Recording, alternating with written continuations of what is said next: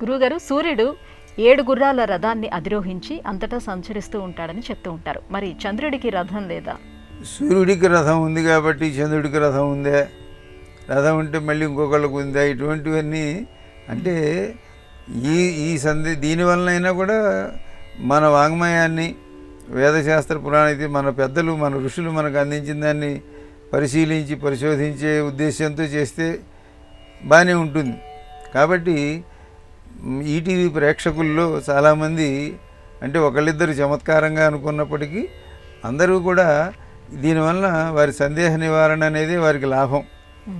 కనుక సప్తాశ్వరథమారూఢం అని సూర్యుని గురించి మనం చెప్పుకున్నప్పుడు ఆ 7 గుర్రములు ఏమిటి అనేదాన్ని తెలుసుకోండి. ఊరికే 7 గుర్రాలని చెప్పాం, కానీ ఆయన రథానికి ఒకటే చక్రం అని చెప్పాం.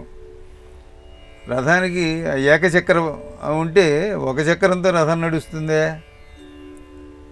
కనుక ఇవన్నీ కూడా మనకు సాంకేతికంగా వాటిల్లో ఉండేటువంటి ఒక ప్రతీకాత్మకంగా చెప్పబడినవి. 7 రంగులు సూర్యుడిలో నుంచి ఒక వెలుగు మనకి వస్తే అది 7 రంగులుగా మారుతుంది.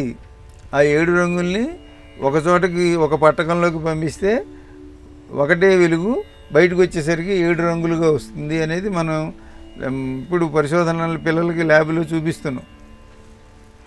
ఒక కాంతి కిరణాన్ని ఒక పట్టకం మీదకి ప్రసరింపజేస్తే ఇటు పక్కన వచ్చేవి 7 వస్తాయి. కాబట్టి మనం అనుకునేది విబ్జిఆర్ అనేది అంటారు చూడండి. కాబట్టి సూర్యుడికి అందుకోసం ఆయన పొద్దున్న సాయంకాలం వరకు తిరగటం అనే దాని మీద వచ్చింది. చంద్రుడు సూర్యుడి యొక్క ప్రభావం చేత ఈ వెలుగు ఆయన మీద పడటం వలన మనకి ఇచ్చేటువంటి ఒక గ్రహం. కనుక చంద్రుడికి ఆయన ఓషధీశుడని వర్ణించారు, కానీ ఆయన రథం గురించి మనకు ఎక్కడా వివరించి చెప్పలేదు. కాబట్టి చెప్పలేదు కనుక రథం లేదని కాదు, ఆయన ఎందుకు ప్రధానమో అందుకోసం చెప్పారు.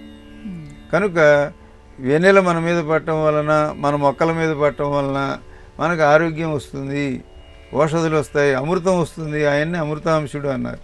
కాబట్టి అటువంటి అమృత భాండంగా చంద్రుడు చెప్పబడ్డాడు. చంద్రుని గురించిన రథం అనేది ప్రత్యేకంగా ఇట్లా చెప్పలేదు.